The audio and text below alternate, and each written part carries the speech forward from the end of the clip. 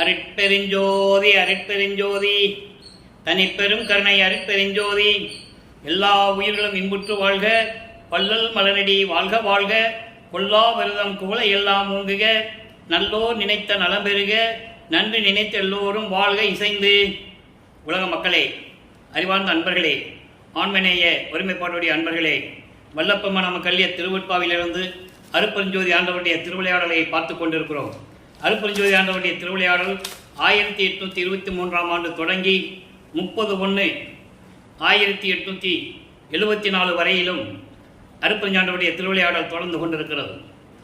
இந்த பிரபஞ்சம் தோன்றிய காலத்திலிருந்தே உருவாக்கியவர் அருட்பெருஞ்சோதி ஆண்டவர். ஆதியும் அந்தமில்லா தோன்றிய இறைவன் அருட்பெருஞ்சோதி. ஆதியும் அந்தமில்லாமல் சுயமாக தோன்றிய இறைவன் இந்த பிரபஞ்சத்திலே எத்தனையோ திருவிளையாடல்கள் செய்திருந்தாலும் கூட கலியுகத்தினுடைய கடைசி திருவிளையாடல் கிரேதயுகம், திரேதயுகம், துவாரயுகம், கலியுகம் 4 யுகங்களிலுமே எண்ணற்ற திருவிளையாடல்களை செய்து கொண்டிருந்தார்கள் அருட்பெருஞ்சோதி ஆண்டவர். அவருடைய கடைசி திருவிளையாடல் 1823ஆம் ஆண்டு தொடங்கி 30/1/1874 இரவு 12 மணி வரையிலும் அந்த திருவிளையாடல் தொடர்ந்து கொண்டிருக்கிறது. காரணம், இந்த சமயங்களும் மதங்களும் மார்க்கங்களும் சரி, 4 யுகங்களும் சரி, அதுக்கான ஆயுள் கால அளவு உண்டு. கிரேத யுகத்துக்கு 17,28,000 வருடங்கள், திரேத யுகத்திற்கு 12,96,000 வருடங்கள், துவார யுகத்துக்கு 8,64,000 வருடங்கள், கலியுகத்துக்கு 5,000 வருடங்கள். சித்தாந்தமும் வேதாந்தமும் 4,32,000 வருடங்கள் கலியுகத்திற்கு கணக்கிட்டு சொல்லியிருந்தன. ஆனால் நமது வல்லற்பமானவர்கள் கலியுகத்துக்கு அதனுடைய ஆயுள் காலம் 5,000 வருடங்கள் தான்.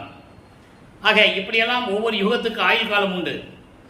அந்த ஆயுள் காலம் முடிந்தவுடன் அந்த யுகம் முடிந்துவிடும். ஆனால் இனிமேல் அப்படி அல்ல. சுத்த சன்மார்க்கத்துக்கு ஆயுள் காலம் கிடையாது, கால வரையறை கிடையாது. அப்போ சுத்த சன்மார்க்கம் என்று அந்த காலத்திற்கு ஒரு சுத்த சன்மார்க்கத்தை உருவாக்கி உலக மக்களுக்கெல்லாம் அந்த சுத்த சன்மார்க்க நெறிகளை பின்பற்ற செய்து உலக மக்களெல்லாம் இன்புற்று வாழ வேண்டும் என்பதற்காகவே அந்த மார்க்கத்தை உருவாக்கி உலக மக்களிடம் பரப்புவதற்காக தனது மகனை, தனது செல்வ பிள்ளையை ஒரு தாயின் வழியாக இந்த பூலோகிற்கு வருவிக்க செய்தார் அருட்பெருஞ்சோதி ஆண்டவர். அந்த நிலையை தான் பார்த்துட்டு இருக்கோம். அருட்பெருஞ்சோதி ஆண்டவர் தன் மகனை வருவிக்க செய்துவிட்டு, அதாவது 1823ஆம் ஆண்டிலிருந்து 1874ஆம் ஆண்டு வரை, அதாவது 51 ஆண்டுகள், இந்த 51 ஆண்டுகளை 8 பிரித்து தன் மகனுக்கு அருளை கொடுத்து கொண்டிருக்கிறார். எப்படியெல்லாம் திருவிளையாடல் செய்தார் என்பதை தான் நாம் திருவற்பாவிலிருந்தே பார்த்து கொண்டிருக்கிறோம். தன் மகனை வருவிக்க செய்து 1ஆம் ஆண்டிலிருந்து 8 ஆண்டுகள் வரையிலும் எந்த விதமான அருளையும் கொடுக்காமல் மறைப்பு நிலையில் இருந்து கொண்டிருக்கிறார். அதன் பிறகு 9வது ஆண்டிலே தன் மகனை ஆட்கொண்ட பிறகு, மகனின் என்னால் வருவிக்க உற்றவன் என்ற நிலையை மட்டும் அறிவித்துவிட்டு தன் மகனுக்கு ஞானத்தை கொடுக்கிறார். நல்லா கவனிக்கணும், ஞானம் மட்டும்தான் அவருக்கு கிடைக்குது. முன்பருவம் பின்பருவம் காட்டி உனக்கு அருள்வேன் என்று சொல்லி மறைந்து விடுகிறார்.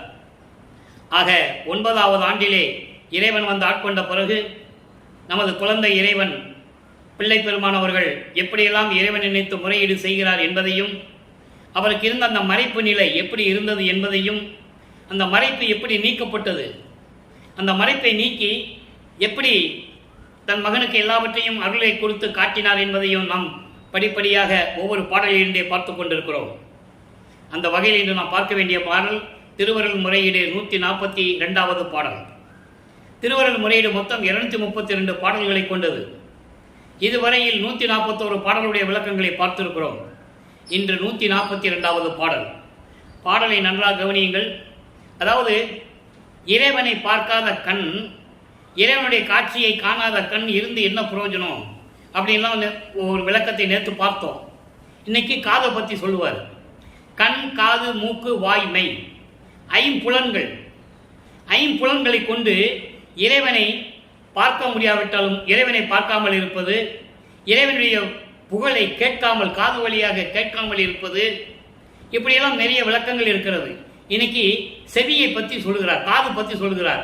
எப்படி இறைவனுடைய புகழை கேட்காத காது இருந்து என்ன பிரயோஜனம் என்ற நிலையில் இருந்து கொண்டு அவர் இந்த பாடலை அருளியிருக்கிறார்கள். பாடலை நல்லா கவனியுங்கள். பாடல் கடினமாக இருந்தாலும் கூட இறைவன் கொடுத்த விளக்கம் மிகவும் எளிமையாக இருக்கும். கண் முதலான் புகழ் கேளார் செவி, கண் முதலான் என்பது நெற்றிக்கண் உடைய இறைவனுடைய புகழை கேட்காதவர்களுடைய காது. அது என்ன பிரயோஜனம்? அந்த நிலையில் இருந்து கொண்டு கூறுகிறார், கண்ணுளாதன் புகழ் கேளால் செவி பொய் கதை ஒளியும் அன்னுர மாதரும் மைந்தரும் கூடி அழும் ஒளியும் துன் எனும் தீச்சொல் ஒளியும் அவ்வந்தகன் தூதற்கண் மொத்து உன்னுறவா வென்று உறப்பு ஒளியும் புகும் ஊன் செவியே. இறைவனுடைய புகழை கேட்காத காது இருந்து என்ன பிரயோஜனம்? அந்த காதில் என்னென்னலாம் ஒழிச்சிட்டு இருக்கு என்பதை பற்றி இந்த விளக்கத்தை பாருங்க. நெற்றிக்கண் உடைய இறைவனின் அருள் புகழை கேட்காதவர்களின் காது பொய்யான கதைகளை பேசுபவர்களின் சப்தம்தான் கேட்கும். அதாவது நல்ல விஷயங்களை அந்த காது கேட்காதுன்ற. இறைவனுடைய புகழை கேட்காதவர்கள், அப்படிப்பட்ட காது பொய்யான கதைகளை சொல்லக்கூடியவர்களுடைய அந்த சப்தம் தான் கேட்கும். அதில் எந்த விதமான பயனும் இருக்காது. பொய்யான கதைகள் சொன்ன என்ன பிரயோஜனம்? இருக்காது. அதே போல பெண்களும் ஆண்களும் ஒன்றாக கூடி அழுகின்ற கூக்குரல் தான் கேட்கும், மரண ஒலி கேட்கும், தீய சொற்கள் பேசுவது கேட்கும். அவ்வப்போது ஆட்கள் ஒருவருக்கு ஒருவர் சண்டையிட்டுக் கொண்டு உரத்த குரலில் அதட்டலும் மிரட்டலுமாக எழுப்புகின்ற ஒளிதான் கேட்கும். நல்ல விஷயமே காதில் கேட்காதுன்னு சொல்றார். இறைவனுடைய புகழை கேட்காத காது எந்த விதத்திலும் உபயோகம் இல்லை என்ற நிலையில் இந்த பாடலை நமக்கு அறிவிக்கிறார்கள். ஆனால் இறைவா, நான் உனது அருள் புகழை கேட்டுக்கொண்டே இருக்கிறேன், எனக்கு நீ ஏன் அருளவில்லை? விரைவில் வந்து அருள்வாயாக. வறுமைக்கு ஒற்று 9 ஆண்டுகள் வரையிலும் நான் துன்பப்பட்டுக் கொண்டிருக்கிறேன், மன வேதனையில் இருந்து கொண்டிருக்கிறேன். எனவே விரைவில் வந்து எனக்கு அருள்வாயாக என்று சொல்லி இந்த பாடலை அருளியிருக்கிறார்கள். இந்த பாடலில் நமக்கு அருளிய நோக்கம் கண், காது, வாக்கு, வாய், மெய், இந்த 5 ஐம்பொறிகள் என்று சொல்லுவார்கள். இந்த 5 பொறிகளை அடக்கி இறைவனுடைய செயல்களை கேட்க வேண்டும், புகழை கேட்க வேண்டும் என்பதற்காகத்தான் இந்த பாடலை நமக்கு அருளியிருக்கிறார்கள். இப்போ இந்த நிலையில் இருக்கும்போது, வல்லப்பெருமான் அவர்கள் இருக்கும்போது 2வது எட்டில் இருந்து கொண்டிருக்கிறார். 16 ஆண்டுகளுக்குள் இந்த நிலைதான் பெருமானுக்கு தொடர்ந்து கொண்டிருக்கிறது. இறைவனால் வறுமைக்கு உற்ற மகன் என்று தெரிந்தும் கூட வெளியே யாருக்கையும் சொல்லவும் முடியாது, சொல்லவும் கூடாது. சமயங்களையும் மதங்களையும் மார்க்கங்களையும் பின்பற்றி கொண்டு சிவாய நமச்சிவாய, ஓம் சிவாயா இப்படிதான் அவர் சொல்லிட்டு இருக்கணும், காலத்தின் கட்டாயம். அப்போ சிவபெருமான் எந்த ரூபத்தில் இருந்தார், எந்த உருவத்தில் இருந்தார் என்பதை பல வடிவங்களிலே நமக்கு கூறியிருப்பார். ஆக திருவருள் முறையீடு இந்த நிகழ்ச்சி நடக்கும்போது வல்லப்பெருமான் 2வது எட்டில் இருந்து கொண்டிருக்கிறார். இப்போ 13வது ஆண்டு அவருக்கு ஞானம் பிறக்கிறது. ஞானத்தை கொடுத்துட்டு போயிட்டாரு. அதனால அவர் திருவொற்றியூருக்கு போகணும்னு அவர் மனசு அங்கே தூண்டி விடுது. மனசு தூண்டி விடுதுன்னு சொல்றதை விட அருப்பஞ்சாண்டவர் அவருடைய மனதை தூண்டி விடுகிறார், என் மகனை திருவொற்றியூருக்கு அழைத்து செல்லுவாயாக என்று. உடனே இவர் திருவொற்றியூர் செல்லுகிறார். அங்கே பதிகங்கள் உருவாகின்றன.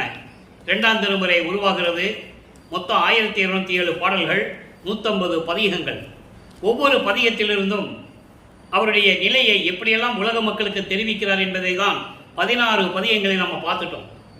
திருவொற்றியூருக்கு போகிறது, திருமுல்லவாயிலுக்கு போகிறது, திருவெள்ளியத்தாயத்துக்கு போகிறது, இறைவனை வேண்டுறது, வழிபடுறது, ஒன்றும் பிரயோஜனம் இல்லை. இப்போ 17வது பதிகம் அபராத விண்ணப்பம் என்ற ஒரு பதிகத்திலே 2வது பாடலை பார்க்க போகிறோம்.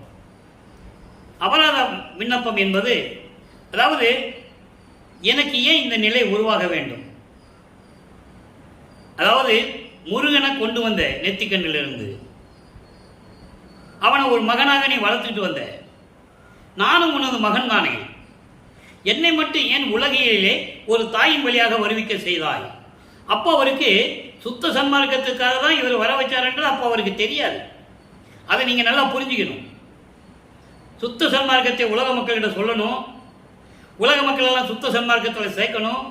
இந்த சமயங்கள், மதங்கள், மார்க்கங்கள் சொல்லப்பட்ட நெறிகளும் பொய்யானவை என்று உலக மக்களுக்கு சொல்லணும். மக்கள் எல்லாம் சண்டையிடாமல் ஒற்றுமையாக இருந்து சமரசமாக வாழ வேண்டும், அதற்காகத்தான் நான் வறுமைக்க விட்டேன் என்ற நிலை அப்போ அவருக்கு தெரியாது. மறைப்பு நிலையில் இருந்து கொண்டிருக்கிறார். மறைப்பு நிலை என்பது தெய்வ ரகசியங்கள்லாம் அவருக்கு வராது, மனசில் வராது, நினைவில் வராது. அவர் இறைவன் மறைச்சிக்கிட்டு இருக்கார். அப்போ அந்த நிலை இருந்து கொண்டு அபராத விண்ணப்பம் என்ற பதிகத்தை பார்க்குறேன் பாருங்க. நேற்று பார்த்த பாடலில் சொல்லுவார், முருகனை வந்து கொண்டு வந்து கொடுத்த இல்லை, உன் மகன் தானே அவன், இப்போ நான் யார், நானும் உன் மகன் தானே அப்படின்ற நிலையை நேற்று ஒரு பாடலில் பார்த்தோம். இன்றைக்கி அதே தான் இந்த பாடலில் பார்க்க போகிறோம். உய்ய ஒன்று அறியா ஓதியனேன் பிள்ளையை. நல்லா கவனிக்கணும். அவரை என்ன சொல்கிறாருன்னா, உய்ய ஒன்று அறியா ஓதியனேன் பிள்ளையை. ஓதியனேன் என்பது ஓதி என்ற ஒரு மரம் இருக்கிறது, ஓதி மரம்னு பேர் அதுக்கு. அந்த மரம் எதுக்குமே உபயோகப்படாது. எரிக்க உபயோகப்படாது, கசக்கும், அதை எதுக்கும் சமையல் பண்ண முடியாது, வீட்டுக்கு நிலவு கதவுலாம் செய்ய முடியாது, அது எதுக்குமே உபயோகப்படாது அந்த மரம், ஓதி மரம். அந்த போன்று நான் மேன்மை அடைவதற்காக ஒரு வழியை தெரியாமல் உதவக்கரையாக ஒரு புரோஜனம் இல்லாமல் இருந்து கொண்டிருக்கிறேன். உன்னால் வருவிக்க உற்று எந்த நிலையும் எனக்கு தெரியவில்லை. உலகிலே இருக்கின்ற துன்பங்களை அனுபவித்துக் கொண்டு நான் இப்படி இருந்து கொண்டிருக்கிறேன். அதான் சொல்றாரு, உய்ய ஒன்று அறியா ஓதியனேன் பிள்ளையை. என்னுடைய குற்றத்தை உன் திருவுள்ளத்தில் நினைத்து இவன் தீயவன் என்று என்னை நினைத்தால் ஐயோ கைவிடேன் சிவனே.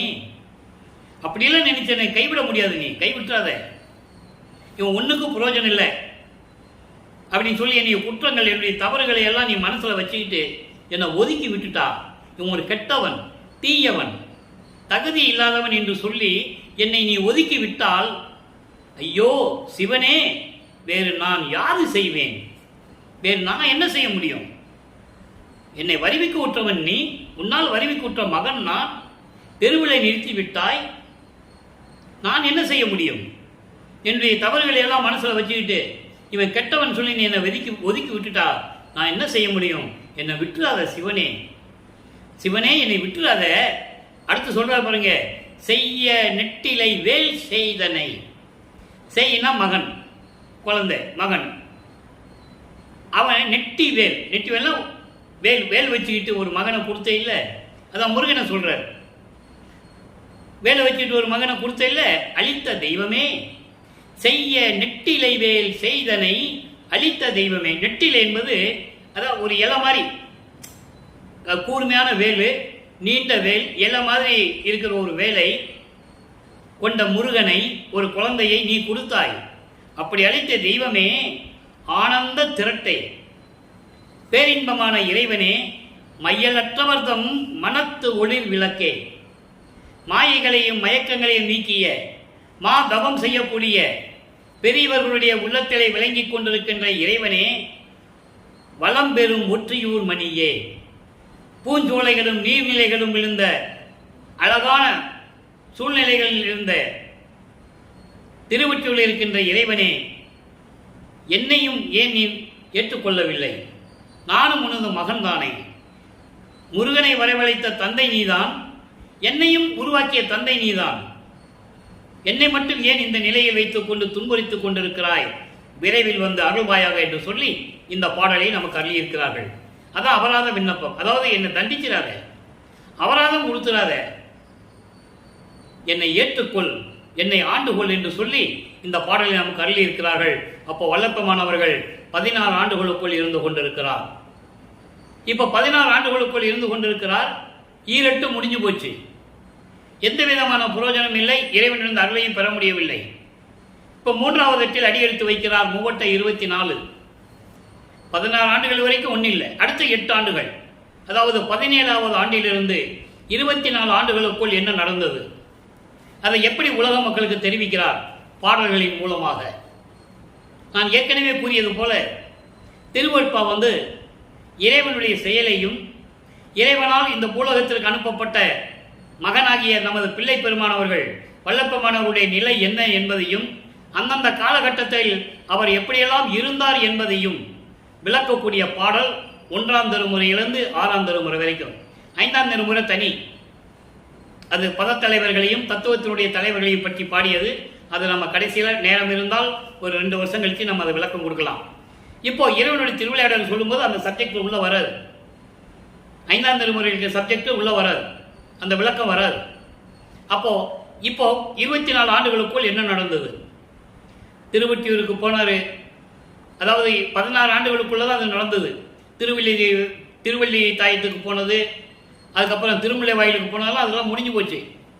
இப்போ அங்கே போகக்கூடாதுன்னு முடிவு பண்ணிட்டார். இப்போ திருவொற்றியூரில் மட்டும்தான் எல்லா விஷயமும் நடந்துகிட்டு இருக்கு.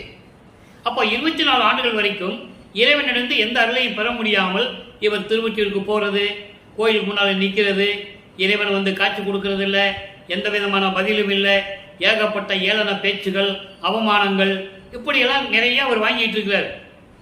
மனம் துன்பப்பட்டு கொண்டிருக்கிறார். மனம் ஒரு நிலையில் இல்லாமல் இறைவனால் வருவிட்டவன் என்ற நிலை தெரிந்தும் கூட இவ்வளவு கஷ்டமாக இருக்கிறதே, மற்றவர்கள் எப்படி கஷ்டப்படுவார் என்ற நிலையை உணர்கிறார். இறைவன் மகனுக்கே இந்த நிலை என்றால் மற்றவர்களுக்கு எப்படி இருக்கும்? இந்த நிலையை அவர் உணர்கிறார். அப்போ அங்கே பதிகம் உருவாகிறது, 3ஆம் திருமுறை உருவாகிறது. 3ஆம் திருமுறையிலே மொத்தம் 235 பாடல்கள், 19 பதிகங்கள். இது வரைக்கும் நம்ம 11 பதிகங்களை பார்த்துருக்கோம்.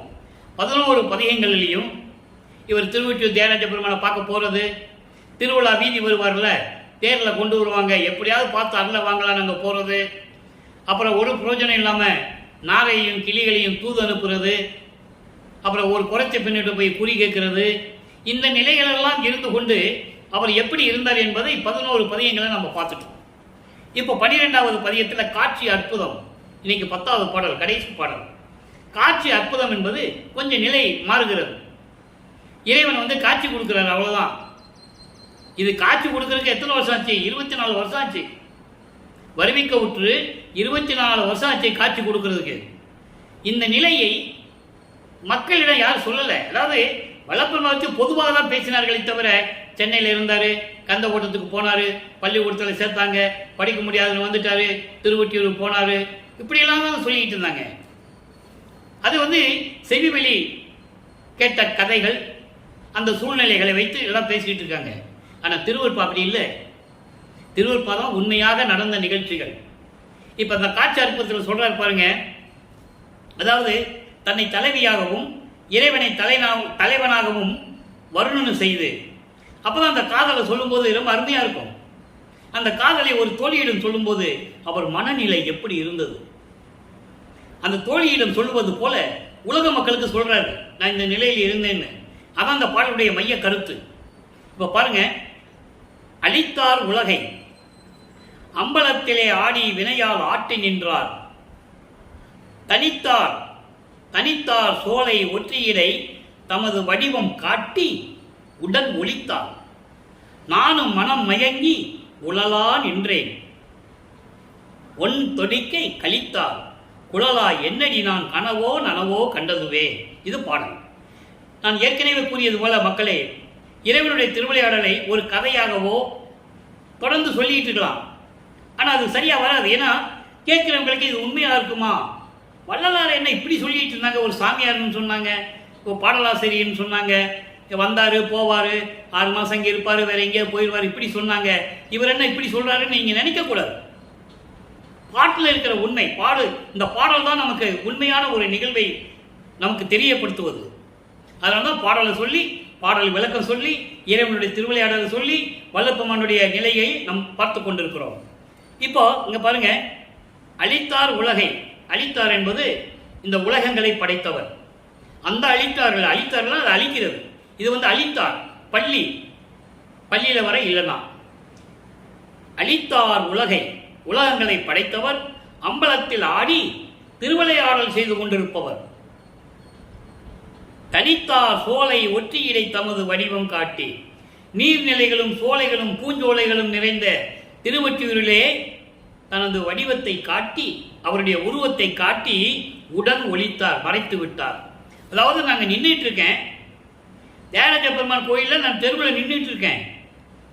ரொம்ப அற்புதமான இடங்கள்லாம் இருக்குது நண்பர்களே. திருவிருப்பாவில் ரோட்டில் நின்றுட்டு இருக்கேன். அவர் வந்தார், உருவத்தை காட்டினாரு, மறைஞ்சிட்டார்.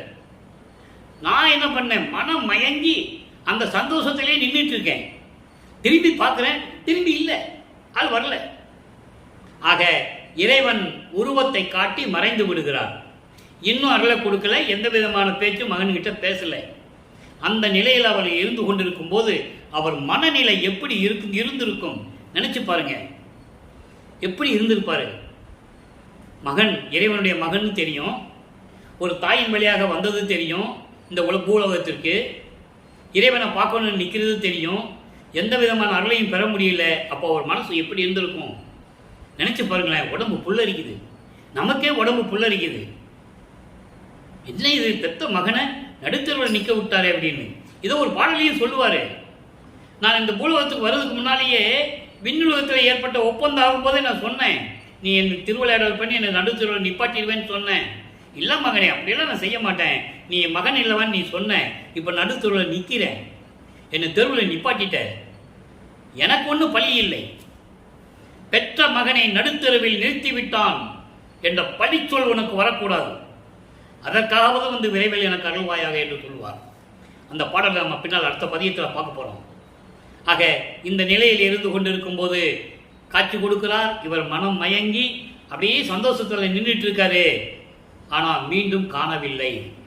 மீண்டும் ஒன் தொடிக்க கழித்தார், மீண்டும் மறைந்து விட்டார். என் தோழியே, நான் கண்டது கனவா நனவா என்று கூட எனக்கு தெரியவில்லை என்று சொல்லி இந்த பாடலை நாம் கருதியிருக்கிறார்கள். ஆக இதனால் உலக மக்களுக்கு அவர் என்ன தெரிவிக்கிறார்? நல்லா கவனிக்கணும். அவர் கடைசி வரைக்கும் நான் இறைவனுடைய பிள்ளைன்னு சொல்ல முடியாது.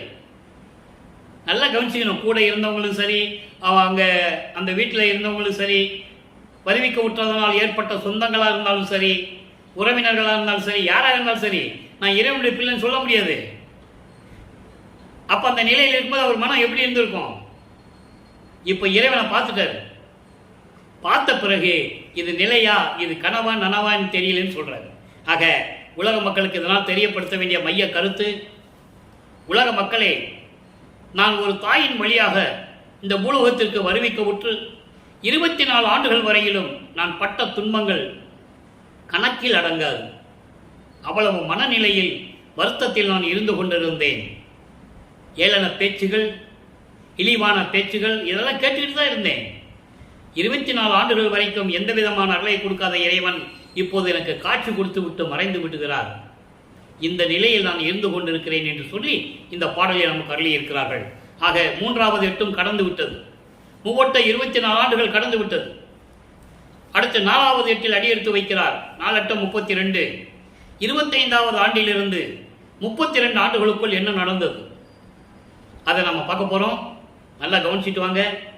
27வது ஆண்டு தொடக்கத்தில் தனக்கோடி அம்மையாருடைய நிலையை மாற்றுவதற்காக அந்த அம்மாவுக்கு மோட்ச வீட்டை காட்ட வேண்டும், விமோசனத்தை கொடுக்க வேண்டும் என்பதற்காகவே அவர் கழுத்தில் திருமாங்கல்யம் பூட்டி ஏற்றுக்கொள்ளுகிறார். அதோடு சரி, உலகியல் வாழ்க்கைக்காக அல்ல, அது ஏற்கனவே ஏற்பட்ட ஒப்பந்தம், விண்ணுலகத்திலே ஏற்கனவே ஏற்பட்ட ஒப்பந்தம். அதனால்தான் அந்த திருமணத்திற்கு பிரம்மன், திருமால், ருத்திரன் போன்ற வானவர்கள் வந்து வாழ்த்துவதற்காக அமர்ந்திருக்கிறார்கள். பாட்டில் இருக்கு. நம்ம அதை கடைசியில் பார்க்க போகிறோம். அந்த பாட்டு வரும்போது இந்த விளக்கம் உங்களுக்கு புரியும். ஏன்னா இந்த நிகழ்ச்சியை முதலே நம்ம சொல்லிடணும், கடைசியில் சொல்ல முடியாது. ஏன்னா இனிமேல் அவங்க இருக்க போகிறதில்ல சென்னையில். அவர் அங்கே போயிடுவார், விண்ணுலகத்துக்கு போயிடுவார் சுத்த சன்மார்க்கம் வாங்குறதுக்கு. அப்போ அந்த நிகழ்ச்சியை முதல்ல சொல்கிறதுனால அந்த நிகழ்ச்சியை நான் முதல்ல சொல்கிறேன் உங்களுக்கு. அப்போது அந்த திருமணத்தின் போது தன்னுடைய அம்மாவும் அப்பாவும் வரலன்னு வருத்தப்படுறார். தந்தையாகிய அருப்பெருஞ்சோதி ஆண்டவரும் சிவகாமி வள்ளியும் வரவில்லை, தன் தாய் சிவகாமி வள்ளி வரவில்லை என்று மனம் வருந்துகிறார். அதன் பிறகு அவர் தனியாக வந்து மணமக்களை வாழ்த்தியதெல்லாம் நம்ம ஏற்கனவே விளக்கத்தில் பார்த்துட்டோம். இப்போ அந்த காலங்கள் முடிந்து விட்டது. உலகியல் வாழ்க்கையை துறக்க வேண்டும். அதுக்காக தான் இவ்வளவு நாள் வெயிட்டிங். அவர் தனக்கோடி அம்மையாருக்கு தாலி கட்டும் உடனே அந்த உலகியல் வாழ்க்கையை விடணும். உலகியல் வாழ்க்கையை அந்த பற்றுகளை நீக்க வேண்டும். சமயங்களும் மதங்களும் மார்க்கங்களில் சொல்லப்பட்ட நெறிகளை நீக்க வேண்டும். திருநூறு பூசுவதை நிறுத்த வேண்டும். உத்தராட்ச மாலையை போடுவதை நிறுத்த வேண்டும். குத்து விளக்கு ஏற்றி ஊதுவத்தி கொளுத்தி கற்பூரை ஏற்றி வழிபாடு செய்வதை, உருவ வழிபாடு செய்வதை நிறுத்த வேண்டும். எல்லாத்தையும் நிறுத்திட்டாரு. இப்போ அவருடைய மனநிலை உறுதியாக இருக்கிறது. இனிமேல் நம்ம எங்கேயும் போகக்கூடாது. எங்கே போனாலும் அவர் வந்து நம்ம கூட பேசுறதில்லை, இறைவன் வந்து பேசுறதில்லை, எங்கள் அப்பா வந்து பேசுறதில்லை. அதனால் ரூமுக்குள்ளே போனார், கதவை சாத்தினார், தாழ்பால் போட்டார். இது நடக்கிறதே வல்லப்பெம்மன் அவர்கள் 32 ஆண்டுகளுக்குள் இருந்து கொண்டிருக்கிறார். வருவிக்க உற்று 32 ஆண்டுகளுக்குள்ள இந்த நிகழ்ச்சி நடக்குது. மக்கள்கிட்ட யார் சொல்லலை, அதனால தெரியாது. என்னை சொல்ல சொல்லி ஆட்கொண்டா நான் சொல்லுகிறேன். இப்போ அந்த நிலையில் இருக்கும்போது இப்போ என்ன பண்றாரு இறைவன்? இப்போதான் அவருக்கு அருட்பெருஞ்சோதி ஆண்டவர் யாருன்னு தெரியும், மெஞ்ஞானத்தை வாங்க போறாரு, சுத்த சன்மார்க்கத்தை வாங்க போறாரு, எல்லா நிலையிலும் இப்போதான் தெரியும். அருட்பிரகாச மாலையில் சொல்லுவார். இப்போவும் அருட்பெருஞ்சோதின்னு சொல்ல மாட்டார். நல்லா கவனிக்கணும், ஏன்னா இன்னும் நிறைவடையவில்லை. அருட்பிரகாச மாலை 67வது பாடல் நல்லா கவனிங்க. இப்போதான் தத்துவங்கள் அந்தங்கள் எல்லாம் கடக்கிறதெல்லாம் இப்போதான் வரும். 6 தத்துவத்தின் சுரூபம் முதல் அனைத்தும் அறிவிக்கும் ஒன்று. 2 திருவடியை சொல்றார். எங்க அப்பா தெருவில் நடந்து வரும்போது எப்படிப்பட்ட திருவடிகள், கால் வலிக்க மண்ணில் நடந்து வந்து, கால் வலிக்க நடந்து வந்து, நான் இருக்கிற இடத்தை தேடி என் வீட்டு கதவை திறக்க வச்சு என்னை கூப்பிட்டு அருள்படையை கொடுத்தாருன்னு சொல்லுவார். அதை தான் பார்க்க போகிறோம்.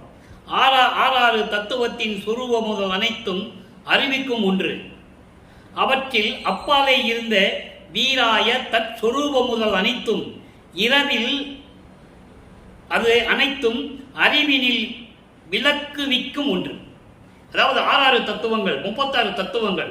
ஏற்கனவே நான் கூறியது போல ஆன்ம தத்துவம் 24, வித்யா தத்துவம் 7, ஈஸ்வர தத்துவம் 5, சிவ தத்துவம் என்று சொல்லுவார்கள். பிரம்ம தத்துவம், வித்யா தத்துவம் என்றது விஷ்ணு தத்துவம், இது சிவ தத்துவம் 5. ஏற்கனவே நான் நிறைய விளக்கங்கள் இதுக்கு கொடுத்து விட்டேன். இருந்தாலும் இந்த வரி வந்ததனால் ஒரு சின்ன விளக்கம். 36 தத்துவங்கள் என்பது 24 தத்துவங்கள் பிரம்ம தத்துவம். அதாவது பூதங்கள் 5, நிலம் நீர் நெருப்பு காற்று ஆகாயம். பொறிகள் 5, கண் காது மூக்கு வாய் மெய். புலன்கள் 5, ஒளி ஒளி சுவை நாற்றம் உணர்வு. கண்மேந்திரியங்கள் 5, கை கால் வாக்கு அபானம் குறி. அந்த கரணங்கள் 4. இந்த 24 பிரம்ம தத்துவம் என்று அழைக்கிறார்கள். அதுக்கடுத்து வித்யா தத்துவம் விஷ்ணு தத்துவம். காலம், நியதி, கலை, வித்தை, அராகம், புருடன், மாயை. சிவ தத்துவம் 5, விந்து, நாதம். ஈஸ்வர தத்துவம் சுத்தம், அதீதம், அதாவது சதாக்கியம் என்று சொல்வார்கள். சதாக்கியம், சுத்த வித்தை, ஈஸ்வரம், விந்து, நாதம், இந்த 5. ஆக இப்படி 36 தத்துவங்களையும் ஏற்றுக்கொண்ட இறைவன் ஒரு திருவடி. அதன் பிறகு இதனுடைய அதற்கு மேல் இருக்கின்ற விளக்கங்களை எல்லாம் அறிவிக்கும் அறிவிலில் விளங்கக்கூடிய ஒரு திருவடி. இந்த 2 திருவடிகளும் பேராய திருவடிகள் வருந்த நடந்து இரவில் பேயடியேன் இருக்கும் இடத்தை அடைந்து. அப்படிப்பட்ட இரவில் இந்த திருவடிகள் எப்படிப்பட்ட திருவடிகள்? கால் வலிக்க நடந்து வந்து தெருவிலே இருக்கின்ற என் வீட்டு கதவுடைய தாழ்பாலை திறக்க செய்து என்னை அழைத்து, மகனே என்று அழைத்து, சோராய பொருள் ஒன்று என் கரத்து அளித்தாய். சோறு பிளஸ் ஆய. சோறு ஆய என்பது இறைநிலையை அறிவிக்கக்கூடிய, இறைநிலையை பெறக்கூடிய ஒரு அருள்படை. அப்படிப்பட்ட ஒரு அருள்படையை என் கரத்தில் அளித்தாய். பொதுவில் சோதி. இங்குதான் பொதுவில் சோதின்னு சொல்லுவார். திருச்சிற்றம்பலத்திலே சுத்த சிவஞான வெளியிலே ஜோதியாக விளங்கிக் கொண்டு திருவிளையாடல் செய்து கொண்டிருக்கின்ற இறைவனே, என் தந்தையே என்று சொல்லுகிறார். ஆக 24வது ஆண்டில் காட்சி கொடுத்த இறைவன், வருவிக்க உற்ற 24வது ஆண்டில் காட்சி கொடுத்த இறைவன், அதன் பிறகு அந்த 8 ஆண்டுகளிலே 25வது ஆண்டில் 32 ஆண்டுகளுக்குள் இந்த திருவிளையாடல் நடந்து மகனை அழைத்து கையிலே ஒரு அருள்கொடையை கொடுத்து மறைந்து விடுகிறார், விண்ணுலகத்துக்கு சென்று விடுகிறார். அதன் பிறகு இவர் அருள் விளக்க மாலை உருவாகிறது. நீ பூலோகத்தில் இருந்து கொண்டு இருப்பாயாக, நான் அப்பப்போ வரேன்னு சொல்லிட்டு அவர் போயிடுவார். இப்போ அருள் விளக்க மாலை 6ஆம் திருமுறையை பார்க்க போகிறோம். இதற்கு முன்னால் அவர் அங்கே போய் சுத்த சன்மார்க்கத்தை வாங்கி எல்லாம் சாதா கல்வியை கற்றுக்கிட்டு எல்லாம் இங்கே வந்துட்டார். வந்த உடனே அருள் விளக்க மாலை உருவாகிறது. அதில் இன்னைக்கு 83வது பாடல் நல்லா கவனிங்க. யாருமே இறைவனை பார்க்கலன்னு சொல்லுவார். அதுக்கான நிறைய ஆதாரங்கள் நம்மக்கிட்ட இருக்குன்னு நான் ஒவ்வொன்றா விளக்கி உங்களுக்கு சொல்கிறேன். உண்ணுகின்ற ஊன் வெறுத்து வற்றியும் புற்று எழுந்தும் 1 கோடி பெருந்தலைவர் ஆங்காங்கே வருந்தி பண்ணுகின்ற பெருந்தவத்தும் கிடைப்பரிதாய். இறைவன் யாருக்கும் கிடைக்கல என்றார். அதாவது சாப்பாட்டை வெறுத்து வயிறு வற்றி போய் எலும்பு தெரிஞ்சு உடம்பெல்லாம் புத்து வளர்ந்து புத்து மண்ணு வளர்ந்து பெரிய தவம் இருந்து எத்தனையோ கோடியான கோடி தலைவர்கள் இருந்திருக்காங்க. முனிவர்கள், ரிஷிகள், ஞானிகள், யோகிகள் எல்லாமே இருந்திருக்காங்க. ஆனால் யாரும் இறைவனை பார்க்க முடியவில்லை. இதை மகாதேவ மாலையிலே சொல்லுவார். மகாதேவ மாலை 1ஆம் திருமுறை 5வது பதிகம் 9வது பாடலிலே சொல்லுவார். அளவு இறந்த நெடுங்காலம் சித்தர் யோக அறிஞர். அதை இங்க சொல்றாரு. பெருந்தலைவர்கள், 1 கோடி பெருந்தலைவர் சொல்றாரு. அங்கேயே சொல்லிட்டார் அவரு. அளவு இறந்த நெடுங்காலம் சித்தர் யோகர் அறிஞர். மலர் அயோன், மலர்களை விட்டிருக்கின்ற பிரம்மன், அனந்த வேதம், 4 வேதங்களும் சரி. இவங்கெல்லாம் களவு இறந்தும் கரண் ஆதி இறந்தும் செய்யும் கடும் தபத்தும் கண்பரிதாம் கடவுளாகி. அதான் ஊன் இல்லாம உறக்கம் இல்லாம எலும்பெல்லாம் தெரிஞ்சிற மாதிரி தவம் இருக்கிறாங்க. அப்பையும் இறைவனை பார்க்க முடியலன்னு சொல்றார். இதே ஒரு நிலையை அதே மகாதேவ மாலையிலே 55வது பாடலிலே சொல்லுவார். கற்பங்கள் பல கோடி செல்ல தீய கனலிடு ஊசி மேல் காலை ஊன்றி பொற்புற மெய் உணவின்றி உறக்கமின்றி புலர்ந்து எலும்பு புலப்பட ஐம்பொறி ஓம்பி நிற்பவருக்கு ஒழித்து நீ யோக முனிவருக்கு ஒழித்து அமரருக்கு ஒழித்து இப்படியெல்லாம் தவம் இருக்கிறாங்க. அவங்களெல்லாம் இறைவனை பார்க்க முடியல. கீழே வேள்வி பூட்டி நெருப்பு மூட்டி மேல ஊசி பலகையை போட்டு ஒத்த கல்ல நிற்கிறான். இறைவனை பார்த்தேன், பார்க்க முடியல. சோறு இல்லாம தண்ணி இல்லாம உடம்புக்கு எலும்புலாம் தெரிகிற மாதிரி வத்தலும் தொத்தலுமா இருக்கிறான். பார்க்க முடியல. தேவர்கள் பார்க்க முடியல, முனிவர்கள் யோகிகள் பார்க்க முடியல. தெளிவா சொல்றாரு. அதான் இங்க சொல்றாரு. 1 கோடி பெருந்தலைவர் ஆங்காங்கே வருந்தி பண்ணுகின்ற பெருந்தவத்தும் கிடைப்பரிதாய். அப்படிப்பட்ட இறைவன் சிறிய பயல்களும் சிறியருக்கு கிடைத்த பெரும்பதியை நான் சின்னவன் இருந்தாலும் அவன் மகன் என்ற காரணத்தினால் என்னை ஆட்கொண்டு எனக்கு கிடைத்த பெரும்பதியே அருப்பெரும் ஜோதியே. அடுத்து சொல்றார் பாருங்க. நன்னுகின்ற பெருங்கருணை அமுதளித்து என் உள்ளத்தே நானாகி தானாகி அமர்ந்து அருளி நான் தான் எண்ணுகின்றபடியெல்லாம் அருள்கின்ற சிவமே இளங்கும் நடத்தரசே என் இசையும் அணிந்து அருளை. இது பாடல்.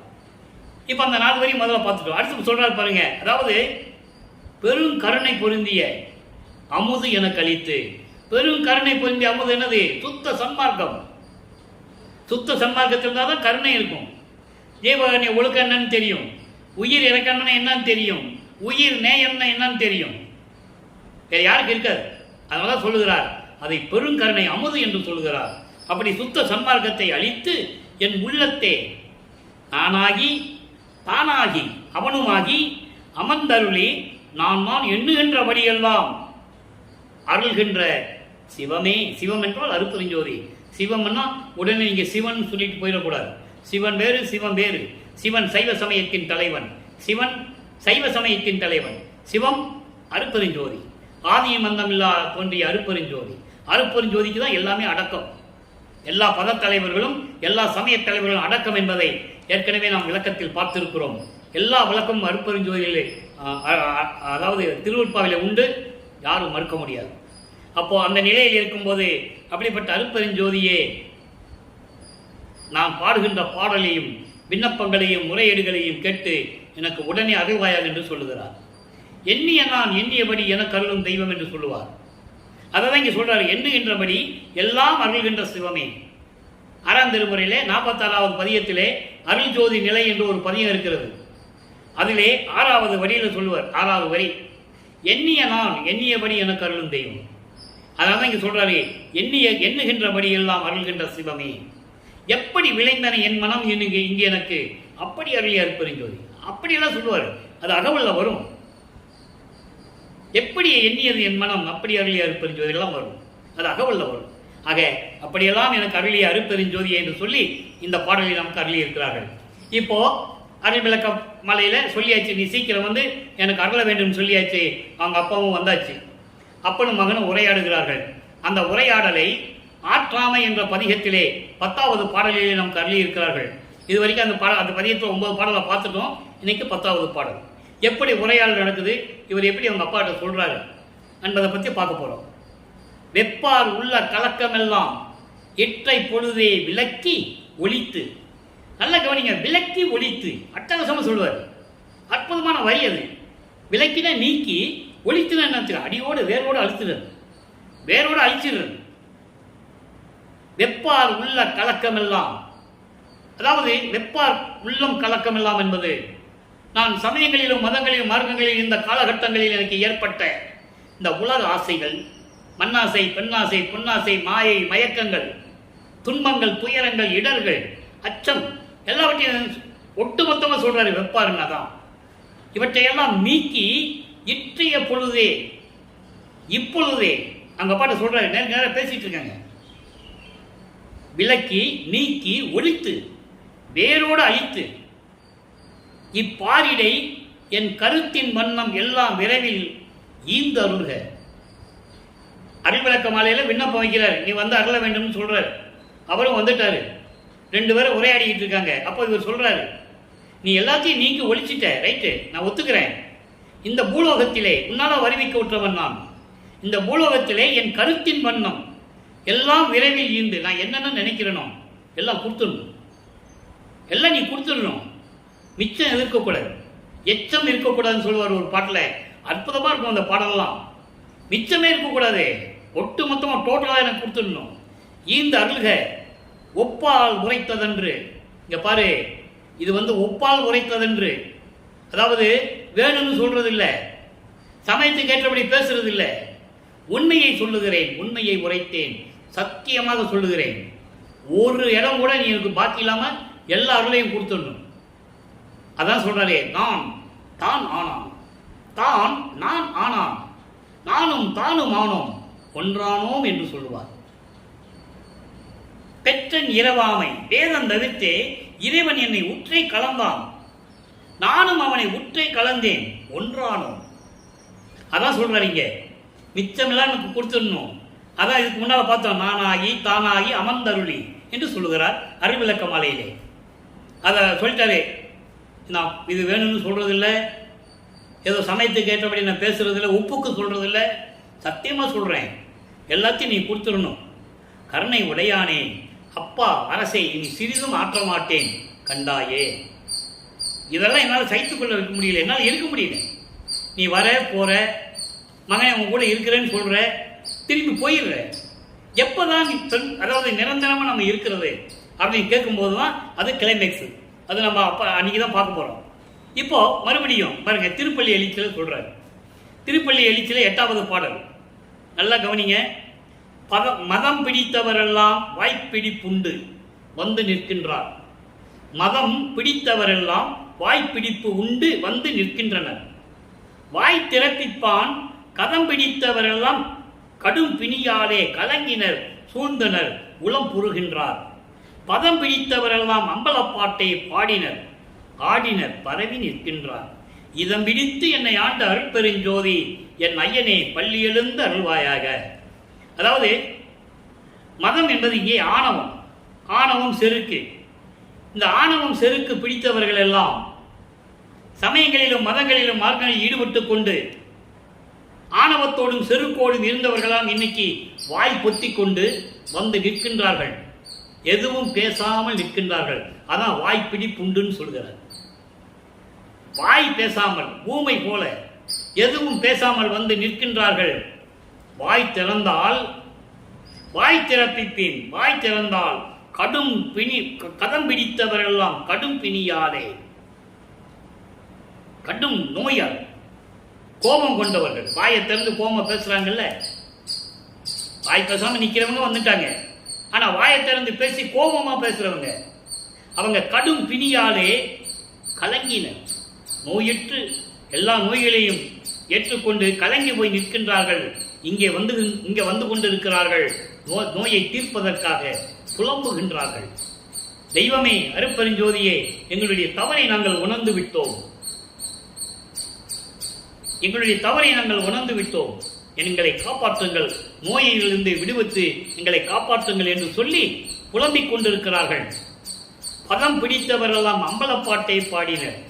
சுத்த சன்மார்க்கத்தில் இருந்து கொண்டு உனது திருவடியை கதி என்று உன் திருவடியை பிடித்துக் கொண்டவர்களுக்கு, சுத்த சன்மார்க்கத்தை ஏற்றுக்கொண்டவர்களுக்கு உன்னை பற்றி பாடிக்கொண்டிருக்கிறார்கள், வணங்கிக் கொண்டிருக்கிறார்கள், ஆடிக்கொண்டிருக்கிறார்கள். சந்தோஷத்தில் ஆடிக்கொண்டிருக்கிறார்கள். பரவி நிற்கின்றார் என்பது வணங்கிக் கொண்டிருக்கிறார்கள். இதம் விழித்து என்னை ஆண்ட அருட்பெருஞ்சோதி, அதாவது பேரன்போடு என்னை அணைத்து என்னை ஆண்டு கொண்ட அருட்பெருஞ்சோதியே, என் ஐயனே, பள்ளி எழுந்து வருவாயே, நீ விரைவில் வந்து எனக்கு அருளை தர வேண்டும் என்று கூறுகிறார். இப்போ மகன் கூப்பிட்டார்ல, அப்பா வரணும். அதை திருவந்தியார் பதியத்திலே 3 வரியில சொல்லுவார். அற்புதமா இருக்கும். 8வது பாடல், எந்தையை கண்டேன், பள்ளி எழுந்து வருவாயன்னு சொல்லிட்டார்ல, பள்ளி எழுந்து அருள்வாயே சொல்லிட்டார். பள்ளி எழுந்து அருள்வாயின்னு அர்த்தம், சீக்கிரம் வந்து எனக்கு அருளை கொடுக்கணும்னு சொல்லிட்டாரு. காலம் தாமதம் செய்யக்கூடாது, சீக்கிரம் வரணும்னு சொல்லிட்டாரு. இப்போ அவர் வந்ததை சொல்லணும். எந்தையை கண்டேன், இடரெல்லாம் நீங்கினேன், என் தந்தையை கண்டுகொண்டேன், இடரெல்லாம் நீங்கினேன். இடர் என்பது ஒட்டு மொத்தத்தை சொல்றார்.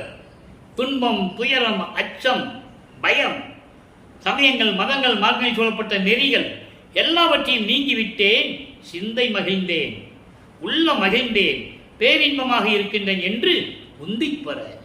ஏற்கனவே உந்திப்பற விளக்கம் கொடுத்துருக்கேன். அது ஒரு சக்தி. அது அந்த காலத்தில் சிறுவர்கள் விளையாடுகிற விளையாட்டு, பறவை போல பறந்து செல்லுவது போல விளையாடுவார்கள்.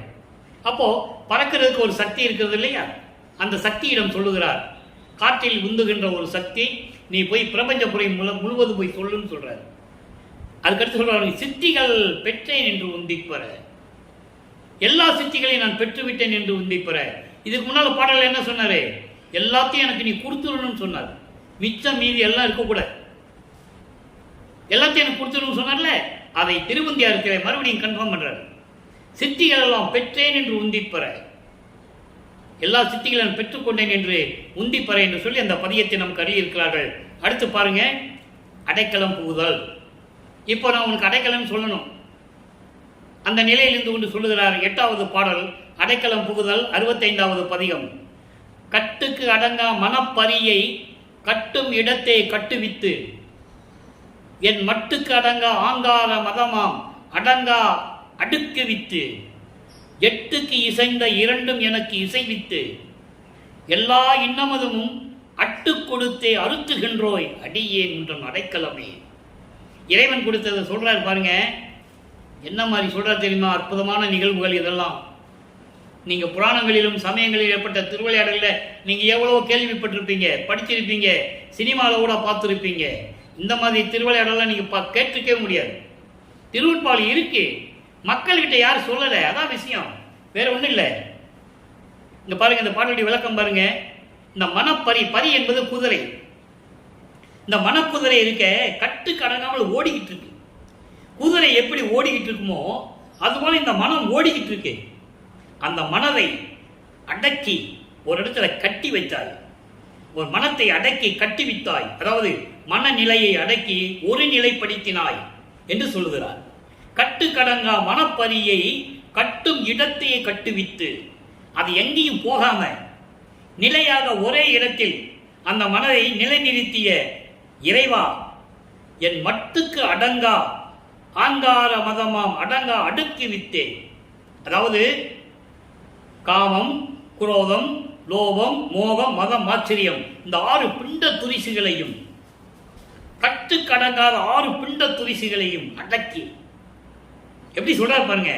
அதோடு மட்டுமல்ல, அதையும் அடக்கி விட்டு எனது மனநிலையை ஒருநிலைப்படுத்தி, அடுத்து சொல்வார் பாருங்க, 8க்கு இசைந்த 2ம். 8 என்பது அகரம், ஆன்மா. 2 என்பது உகரம், ஜீவன். 8ம் 2ம் இசைவித்தென்றால் 8 + 2 10. 10னா யகரம். ஆன்மாவும் ஜீவனும் எங்க இருக்கு? உடல்ல இருக்கு. அதான் சொல்றாரு, 8க்கும் இசைந்த 2ம் எனக்கு இசைவித்து, எனக்கு தெரிவித்து. ஆன்மானா என்ன, ஜீவன்னா என்ன, இந்த ஆன்மாவும் ஜீவனும் சேர்ந்த உடல், இந்த உடலை பற்றி, இந்த மனித உடலை பற்றி அந்த விளக்கங்களை எல்லாம் எனக்கு தெரிவித்து, பிண்டங்களினுடைய விளக்கங்களை எல்லாம் எனக்கு தெரிவித்து. எவ்வளவு அருமையா சொல்றார் பாருங்க. 8க்கும் இசைந்த 2க்கும், 8க்கு இசைந்த 2, 8 + 2 10 உடல். 8னா அகரம், உகரம், யகரம், ஆன்மா, ஜீவன், உடல். இதையெல்லாம் விளக்கங்களை எனக்கு தெரிவித்து எல்லா இன்னமுதும் அட்டு கொடுத்தே அர்த்துகின்றோய். அதாவது அன்போடு எல்லா அருள்களையும் எனக்கு கொடுத்து ஊட்டுகின்றாய். கொடுத்தாயும் சொல்லல, நல்லா கவனிக்கணும்.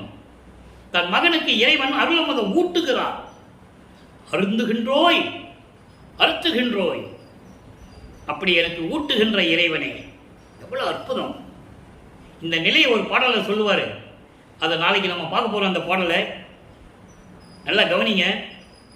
அதாவது ஒரு தாயின் கருவறையில் இருக்கும்போது எப்படி போய் அருளமுதம் ஊட்டினார், இதெல்லாம் விளக்க நான் நிறைய சொல்லிட்டேன். 4 வருஷமாக சொல்லிட்டு இருக்கேன். இன்னும் 4 வருஷம் நான் சொல்லுவேன். அந்த நிலைகள்லாம் வரும்போது சொல்லி தானே ஆகணும். ஆக அப்படி எல்லா அருளையும் எனக்கு ஊட்டுகின்றாய் என்று சொல்லுகிறார். கொடுத்துட்டு நீ வச்சுக்கோ மகனே போகல. அவர் தன் மகனுக்கு ஊட்டுகிறார். அறுத்துகின்றோய், ஊட்டுகின்ற இறைவனே, அடியேன் உன் அடைக்கலமே என்று சொல்லுகிறார். அடுத்து பாருங்க, பற்று அறுத்தல். இன்னும் நிறைய விளக்கங்கள் நம்ம பார்க்க வேண்டியிருக்கு. பற்று அறுத்தல் 8வது பாடல் அருமையா சொல்லுவாருங்க. எப்படி பற்றுகளை நீக்கினார். புன்மார்க்கத்து உள்ளும் புறத்தும் வேறாகி புகன்ற சொல் அன்று நும் பொன்னடிகள் கண்ட நின் பொன் அடிகள் கண்ட சன்மார்க்க சங்கத்து சாதுக்கள் காண சத்தியம் சத்தியம் சத்தியம் சொன்னேனே. தன் மார்க்கத்து என் உடல் ஆதியை உமக்கே தந்தனன் திருவருள் சன்னதி முன்னே. என் மார்க்கத்து எப்படி ஏனும் செய்கிற்பீர், என்னை பள்ளி எழுப்பீர் மெய்யின்பம் தந்தீரே.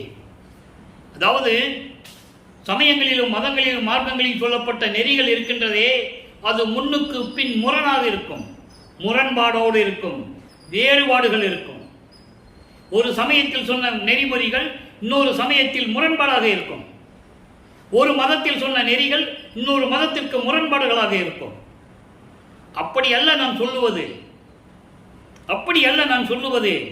உன் பொன்னடியை கண்ட நான், உன் திருவடியை கண்ட நான், அதே போல சன்மார்க்க சங்கத்த சாதுக்கள் அவர்கள் முன்னிலையில் நான் சத்தியம் சத்தியம் சத்தியம் சொன்னேன். நான் சொல்வது ஒரே நிலைதான், முரண்பாடு இல்லை, வேறுபாடு இல்லை. என்னுடைய உடல் பொருள் ஆகிய அத்தனைக்கும் உன் திரு சமூகத்துக்கு உன் சன்னதி முன்னால் நான் கொடுத்து விட்டேன். இங்கே அவருடைய சன்னதி எங்கே? அங்கே சுத்த சிவஞான வெளியிலே எல்லாம் நான் கொடுத்து விட்டேன். இந்த என்னுடைய நிலையை நீ எப்படி வேணாலும் செய்து கொள், எப்படி ஏனும் செய்கிற்பீர், நீ எப்படி வேணா எடுத்துக்கோ, எனக்கு அதை பற்றி கவலை இல்லை. நான் என் கடமையை செய்து விட்டேன். ஏன்னா இதெல்லாம் கொடுத்தாதான் அடுத்த நிலைக்கு போக முடியும். இவர் உடல் பொருள் ஆகிய அத்தனை அந்த சமூகத்துக்கு கொடுத்தாதான் இவர் அடுத்த நிலைக்கு போக முடியும். இனி என்ன வாங்கணும்? அருட்பெருஞ்சோதியை வாங்கணும், திருவருள் செங்கோலாட்சி வாங்கணும், இவருக்கு மணிமுடி சூட்டணும், இப்படி நிறைய வேலைகள் இருக்கு. புரியுதா உங்களுக்கு? அப்போ இந்த நிலைகள் எல்லாம் மாற வேண்டும் என்றால் இதை நான் கொடுத்துட்டேன் உனக்கு, நீ உன்னுடைய சமூகத்துக்கு நீ எப்படி வேணா எடுத்துக்கோ, நீ எப்படி வேணா செஞ்சுக்கோ அப்படி சொல்லி என்னை பள்ளி எழுப்பி இன்பம் தந்தீரே. என்னுடைய அறியாமையிலிருந்து நீக்கி எல்லாவற்றையும் நீக்கி எனக்கு பேரின்பத்தை கொடுத்த இறைவனே என்று சொல்லுகிறார். அடுத்து பிரிவு ஆற்றாமை. இன்னைக்கு 1வது பாடல் 68வது பதிகம். பிரிவு ஆற்றாமை என்பது இறைவன் தன்னை விட்டு பிரிந்து செல்வதை. தன் தந்தை வருகிறார், அருளை கொடுக்கிறார், இங்கே இரு மகனே என்று சொல்லி விண்ணுலகத்துக்கு சென்று விடுகிறார். இந்த நிலையை என்னால் சகித்துக் கொள்ள முடியவில்லை என்று சொல்லுகிறார். அதான் பிரிவு ஆற்றாமை. நல்லா கேளுங்க. தேடியது உண்டு நின் உரு உண்மை தெளிந்திட, சிறிது நின்னுடனே வாடி ஊடியது உண்டு, பிறர் தம்மை அடுத்தே உரைத்தும் உவந்ததும் அன்றோ, ஆடிய பாதம் அறிய நான் அறியேன், அம்பலத்து அருட்பெருஞ்சோதி கூடிய நின்னை பிரிகிலேன், பிரிவை கூறவும் கூசும் என் நாவே. அவங்க அப்பாட்ட சொல்றார். அதாவது உன்னை உருவத்தை பார்க்கறதுக்கு உண்மையிலேயே உன்னுடைய உருவம் உண்மையான உருவம் என்ன? எப்போ சமயங்கள் மதங்களை மார்களை விட்டுட்டு வந்தாச்சு, அப்புறம் இவர் எப்படிதான் இருப்பாரு அப்படின்னு உண்மை சுயரூபத்தை நான் தேடியது உண்டுதான், நான் இல்லை என்று சொல்லவில்லை. அதுக்காக உன்னிடம் நான் கோபப்பட்டதும் உண்டு. அதான் சொல்றாரு, சிறிது நின்னுடனே ஊடியதும் உண்டு. நான் ஒரு உருவத்தை பார்ப்பதற்காக உன்னை தேடியதும் உண்டு. என்னை நீ இப்படி அலைக்கலைப்பதை நினைத்து உன்னிடம் நான் சண்டை போட்டதும் உண்டு, ஊடியதும் உண்டு, ஊழல் செய்ததும் உண்டு, கோபப்பட்டதும் உண்டுதான். நான் இல்லை என்று சொல்லவில்லை. பிறர் தம்மை அதற்காக பிறர் தம்மை உரைத்ததும் உவந்ததும் அன்றோ. இதை மற்ற தேவர்கள் எடுத்து போய் நான் சொல்லவில்லையே. பிரம்மன், திருமால், ருத்திரன் போன்றவர்களிடமும் நாகாதிபனாகிய இந்திரனும் யாராக இருந்தாலும் சரி, யாரிடம் போய் நான் அந்த விஷயத்தை சொன்னதே இல்லை, இதை சொல்லி நான் மகிழ்ந்ததும் இல்லை. அப்படி அந்த நிலையில் இருக்கும்போது உன்னுடைய திருவிளையாடல் செய்கின்ற பாதத்தை பற்றி என்னால் எப்படி சொல்ல முடியும்? ஆனால் அம்பலத்தில் இருக்கின்ற அருப்பெருஞ்சோதியே, கூடிய நின்னை பிரிகிலே, இனிமே நான் உன்னை பிரிய மாட்டேன். பிரிவு என்ற சொல்லை சொல்லும் போதே என் நாக்கு கூசுகிறது. எவ்வளவு அற்புதமா சொல்றாரு பாருங்க. அந்த நிலையில் இருந்து கொண்டு தந்தையும் மகனும் உரையாடுகிறார்கள். அடுத்து இதனால் ஏற்பட்ட ஆனந்த அனுபவம். 69வது பதிகம் ஆனந்த அனுபவம். நல்ல கவனிங்க. கள்ளத்தை எல்லாம் கடக்க விட்டேன், நின் அருளாம் வெள்ளத்தை எல்லாம் மிக உண்டேன், உள்ளத்தே காணாத காட்சியெல்லாம் காணுகின்றேன், ஓங்குமன்ற வானா நினக்கு அடிமை வாய்த்து, உனக்கு நான் அடிமையானதனால், நீ என்னை ஆட்கொண்டதனால் நான் குற்றங்களையெல்லாம் நீக்கிவிட்டேன், சமயங்கள் மதங்கள் மார்க்கங்கள் நெறிகளை நீக்கிவிட்டேன், செய்த பிழைகளையும் குற்றங்களையும் தவறுகளையெல்லாம் விட்டுவிட்டேன். என்ன தவறு செஞ்சாரு? சங்கற்ப விகற்பங்கள் இருந்து கொண்டிருந்தார். சங்கற்ப விகற்பங்கள் என்பது இந்த சமயங்களிலும் மதங்களிலும் மார்க்கங்களிலும் கூறப்பட்டது.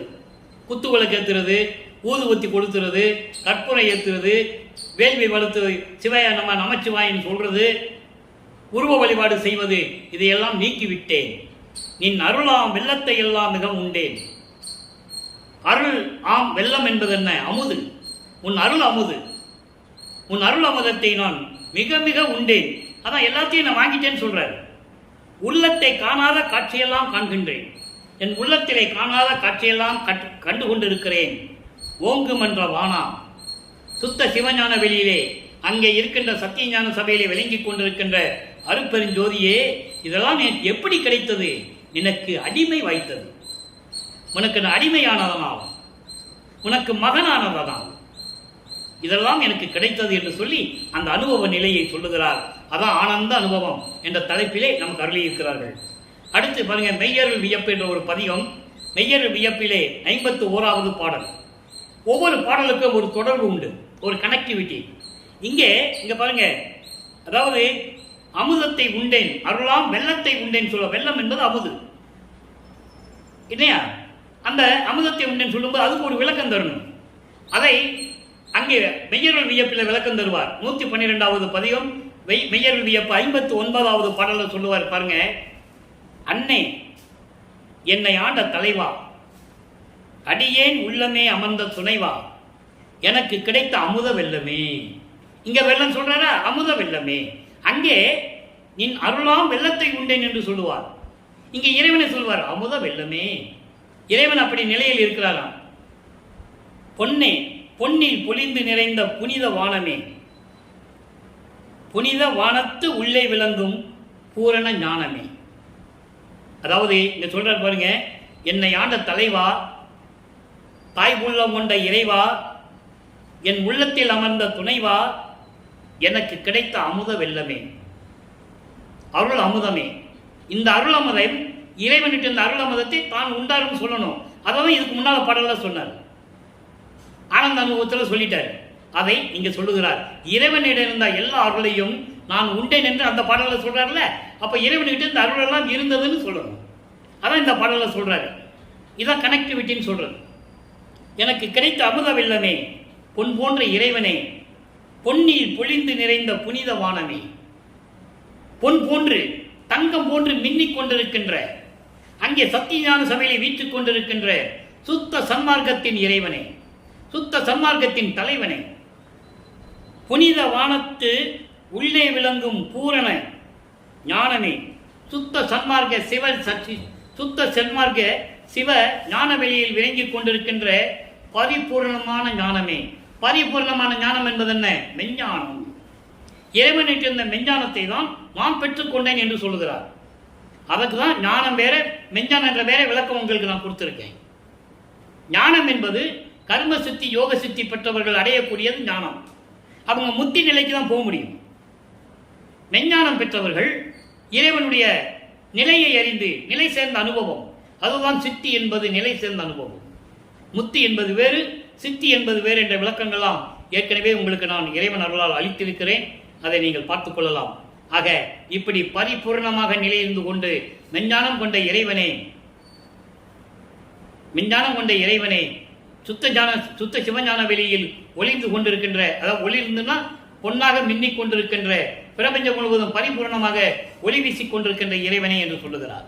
ஆக இன்றைய திருவிளையாடலில் ஏற்கனவே சொன்னது போல 8 ஆண்டுகள் வரைக்கும் எந்த விதமான அருளையும் கொடுக்காத இறைவன் 9வது ஆண்டிலே ஆட்கொண்டு 16 ஆண்டுகளுக்குள்ளே எப்படி தன் மகனை எப்படியெல்லாம் அழைக்கிறார், அருளை கொடுக்காமல் இருக்கிறார் என்பதையும், 24 ஆண்டுகள் வரையிலும் எந்த விதமான அருளை பெற முடியாமல் நமது பிள்ளை பெருமான் அவர்கள் எப்படியெல்லாம் துன்பப்படுகிறார் என்பதையும், அதன் பிறகு 32 ஆண்டுகளுக்குள், அதாவது 25வது ஆண்டிலிருந்து தொடங்கி 32வது ஆண்டுகளுக்குள், அந்த 8 ஆண்டுகளுக்குள் தனக்கோடி அம்மையாருக்கு அந்த நிலையை, அதாவது மோட்ச வீட்டு நிலையை கொடுத்தது, பற்றுகளை நீக்கியது, அதன் பிறகு சுத்த சன்மார்க்கத்தை வாங்கிட்டு வந்தது, சாகா கல்வியை கற்று வந்தது, அதன் பிறகு ஏற்பட்ட அனுபவங்களை எல்லாம் ஒவ்வொரு பாடலின் மூலமாக நாம் பார்த்து விட்டோம். எனவே இறைவனுடைய திருவிளையாடல் இன்னும் தொடர்ந்து கொண்டிருக்கிறது. இப்போ வளர்ப்பவன் அவர்கள் 6வது எட்டில் அடியெடுத்து வைத்துக் கொண்டிருக்கிறார். 6 48, 41 ஆண்டுகளிலிருந்து, அதாவது வருவிக்கு விட்ட 41 ஆண்டுகளிலிருந்து 48 ஆண்டுகளுக்குள் என்ன நடந்தது என்பதை தான் இனிமேல் நம்ம பார்க்க போறோம். நிறைய விஷயங்கள் இருக்கிறது. இறைவனுடைய திருவிளையாடல்களை நீங்கள் தினமும் பாருங்க. இந்த மாதிரி திருவிளையாடல்களை நீங்கள் இதுவரைக்கும் கேள்விப்பட்டிருக்க மாட்டீங்க, யாரும் சொல்லியிருக்க மாட்டாங்க. திருவருட்பான்ற ஒரு நூலை இருக்கிறது நிறைய பேருக்கு தெரியாது. எல்லா சமயங்களையும் மதங்களையும் மார்க்கங்களையும் சார்ந்த நூல்கள், சமய குருவர்களால் ஏற்படுத்திய நூல்கள், அறிஞர்களாலும் புலவர்களாலும் இயற்றிய நூல்கள், இப்படிதான் உங்கள் கவனத்துக்கு வந்திருக்கும். ஆனால் திருவருட்பா யாரும் மக்கள்கிட்ட வந்து சொல்லவில்லை என்பதுதான் வேதனையான விஷயம். அற்புதமான நூல், இறைவனால இயற்றப்பட்ட நூல். மற்றவர்களெல்லாம் எப்பயோ ஒரு காலத்தில் பாடியிருப்பார்கள், அதையெல்லாம் சேகரித்து யாராவது ஒரு ஆள் வந்து அதை நூலாக வெளியிட்டிருப்பார்கள். ஆனால் திருவருட்பா அப்படி அல்ல என்பதை நான் பல தடவை உங்களுக்கு விளக்கம் கொடுத்திருக்கிறேன். எனவே அன்பர்களே, நீங்கள் எல்லாம் சுத்த சன்மார்க்கத்தில் இணைந்து, சுத்த சன்மார்க்கன்றது வேறு எதுவுமே இல்லை, கொலையும் புலையும் தவிர்க்கணும். அதாவது உயிர்களை கொலை செய்வதை நிறுத்தணும், மாமிச உணவுகளை சாப்பிடக்கூடாது, உருவ வழிபாடு கூடாது, ஜோதி வழிபாடு இருக்கணும். இதுதான் சுத்த சன்மார்க்கம். எதுக்காக நீங்க அங்கெல்லாம் இருந்து வரணும், நடராஜனை கும்பிட்டு தான் வரணும், சிவபெருமானை கும்பிட்டு தான் வரணும், அம்மனை கும்பிட்டு வரணும், முருகனை கும்பிட்டு வரணும், பிள்ளையாரை கும்பிட்டு வரணும், அப்படியெல்லாம் கிடையாது. ஆனா மேடையில் பேசுறவங்க மக்கள்கிட்ட சொல்றவங்க அதான் சொல்லிட்டு இருக்காங்க, கீழே இருந்து தான் வரணும், கீழே இருந்து தான் வரணும், கீழே இருந்து தான் வரணும். அவன் எப்பதான் வந்து சுத்த சன்மார்க்கத்தை தெரிஞ்சுக்கிறது? ஆனால் இறைவன் சொல்லுகிறார், நேரடியாக வர சொல்லுகிறார். நான் அங்க இருந்து பார்த்துட்டேன், அங்க ஒண்ணுமே இல்லைன்ட்டு பேருபதேசம் சொல்லும் போது கொடி கட்டிய பேருபதேசம் தெளிவா சொல்லிட்டாரு. அதனால நீங்க சுத்த சன்மார்க்கத்துக்கு நேரம் வாங்க, இன்னைக்கே வாங்க, தாமதமே செய்ய வேண்டாம். என சொல்றாரு, அருட்பெருஞ்சாண்டவர் வருகின்ற நேரம் வந்துருச்சு, அவர்கிட்ட நீங்க அதுல வாங்க வேண்டாமா, செல்வங்களை வாங்க வேண்டாமா, சீக்கிரம் வாங்கன்னு சொல்ற. இதெல்லாம் விட்டுட்டு வாங்கன்னு சொல்ற. அதான் விஷயம். இதெல்லாம் விட்டுட்டு சுத்த சன்மார்க்கத்துக்கு வந்து ஜோதி வழிபாடு செய்து அருட்பெருஞ்சோதி அருட்பெருஞ்சோதி தனிப்பெருங்கண்ணி அருட்பெருஞ்சோதி மகாமந்திரத்தை சொல்லி நீங்க இறைவனை கூப்பிடுங்க, இறைவன் வருவாரு, நீங்க கேட்டதெல்லாம் வாங்கிக்கலாம்னு சொல்றேன். எனவே நீங்கள்லாம் சுத்த சன்மார்க்கத்தில் சேர்ந்து இறைவனுடைய அருளையும் செல்வங்களையும் எல்லாம் பெற்றுக்கொண்டு இந்த வையகத்திலே நெடுவழி வாழ வேண்டும், நோயற்றா வாழ வேண்டும் என்று இறைவனுடைய தயவாலயம் கருணையாலை வாழ்த்து விடைபெறுகிறேன். இந்த வள்ளலார் ஊழியன். மீண்டும் நாளை சந்திப்போம். நன்றி, வணக்கம். அருட்பெருஞ்சோதி அருட்பெருஞ்சோதி தனிப்பெரும் கருணை அருட்பெருஞ்சோதி. அருட்பெருஞ்சோதி ஆண்டவனுடைய திருவிளையாடல் நாளையும் தொடரும். கண்டு மகிழ்ந்து இறைவனுடைய அருளை பெற்றுக் கொள்ளுங்கள்.